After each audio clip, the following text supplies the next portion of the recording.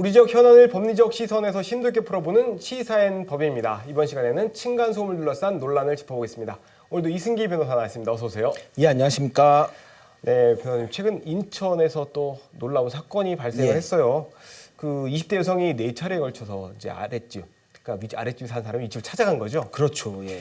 예, 그 현관문을 막 내리치고 흉기를 또 가지고 가면서 논란이 좀 되고 있는데 이 사건 간단히 정리 좀 해주실까요? 예, 이 사건은 지난 7월 5일경으로 거슬러 올라가는데요. 그 20대 여성인 A 씨가 이 층간소음을 주장하며 윗집을 찾아가 흉기로 행패를 부렸습니다.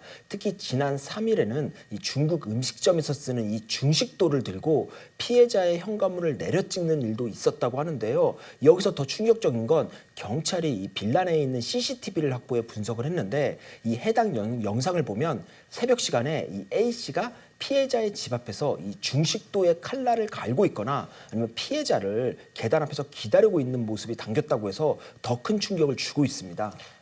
네, 중식도는 중국집에서 사용하는 그 네모난 칼을 그렇죠. 되게 말하는 큰 칼이죠. 상당히 위협적으로 느낄 수밖에 예. 없는데 이런 칼로 현관문을 찍는다면 위협적으로 느낄 수밖에 없는 상황입니다. 그런데 피의자 A 씨가 뭐 이럴 만한 행동을 한 이유가 또 있지 않을까요? 예, 그 A 씨는 이 경찰 조사에서 이 층간소음으로 힘들어 윗집에 찾아갔다 이렇게 진술한 반면 또 피해자는 그렇게 시끄럽게 한 적이 없다라고 해서 좀 상반된 입장입니다. 그런데 이 사건은 층간소음이 있었는지 여부를 떠나서 A 씨가 보인 이 일련의 행태가 너무도 비정상적이라는 점에서 상당히 위험하고 또 재발 가능성도 높은 그런 사건인데요. 이 새벽 시간에 남의 집 앞에서 중식도 칼날을 간다?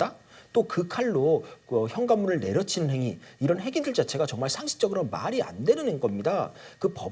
따라서 이 법원에서도 이 범죄의 중대성이나 또 재발의 우려, 그리고 A 씨가 피해자를 찾아가 뭐 고소를 취하도록 협박할 가능성, 즉 증거인멸의 우려, 이런 부분까지 모두 고려를 해서 이번에 이 구속영장이 발부된 걸로 보입니다. 네, 갈등은 언제나 뭐 있을 수밖에 없는 공동주택에서는 있을 수밖에 없는데 너무 비상식적으로 지금 행동을 해서 문제가 되고 있는 거죠.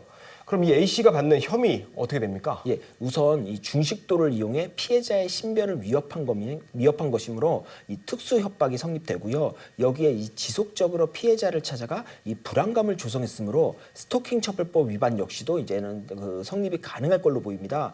그리고 이 정도 사건이라면 이 피해자와 합의가 된다면 집행유예가 선고되겠지만 이 합의가 되지 않는다면 이 충분히 실형도 가능한 사안입니다. 네, 점점 공동주택 거주 비율이 높고 어느 도시에 따라서는 뭐 8, 90%가 아파트인 지역도 있어요. 예. 그러다 보니까 이런 사건들이 계속 이어지고 있는데 특히 강력 사건까지 이어지니까 문제가 되고 그렇습니다. 있어요. 정말 예. 철저한 대비책이 필요한데요. 또 대책이 있을까요? 예, 그렇습니다. 이제 이 층간소음으로 흉기를 휘둘러 뭐 이웃 주민이 사망했다. 혹은 이웃 간 주먹 다툼이 벌어지고 또 악의적 소문을 퍼뜨린다. 이런 식의 뉴스가 더는 이제 생소한 일이 아닙니다. 그러니까 층간소음에 따른 이 강력 범죄는 이제 우리가 자주 접할 수 있는 범죄의 한 유형이 돼버린 건데요. 따라서 이 부분에 대해서는 이제 사건이 터지면 그때그때 가해자를 엄벌하고 피해자를 보호하는 식의 해결책도 분명히 필요는 합니다. 하지만 이제 그보다는 좀 더 근본적으로 층간소음이라는 이제 갈등의 원인을 제거하는 노력이 더 필요하지 않을까 싶은데요. 따라서 이제 정부에서도 층간소음 기준을 좀 강화하고 좀 그럴 필요가 있는데 문제는 이렇게 강화를 했어도 뭐 주민 간 갈등이 줄어드는 게 아니라 실제로 늘어났다라는 겁니다. 그래서 한국환경공단에 접수된 층간소음 건수를 보면 2017년에는 22,800여 건이었는데 지난해에는 43,300여 건으로 2배 가까이 늘어났다는 거죠. 네, 층간소음이 5년 동안 2배 정도가 늘어났다라고 지금 설명을 해주셨는데 상당히 가파른 것 같습니다.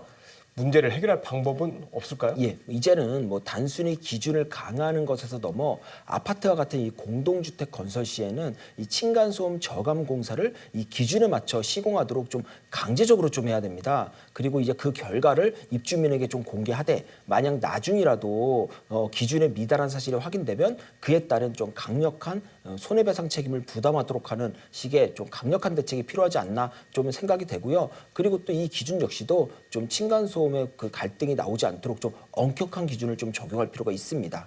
네. 개개인의 시민 의식도 중요하겠지만 이웃 간 층간소음 갈등이 범죄로 이어지지 않도록 국회와 정부에서도 공동주택 건설 시 소음에 대한 기준을 더욱 강화시킬 필요가 있지 않나 싶습니다. 오늘 말씀 여기까지 듣겠습니다. 감사합니다. 예, 감사합니다.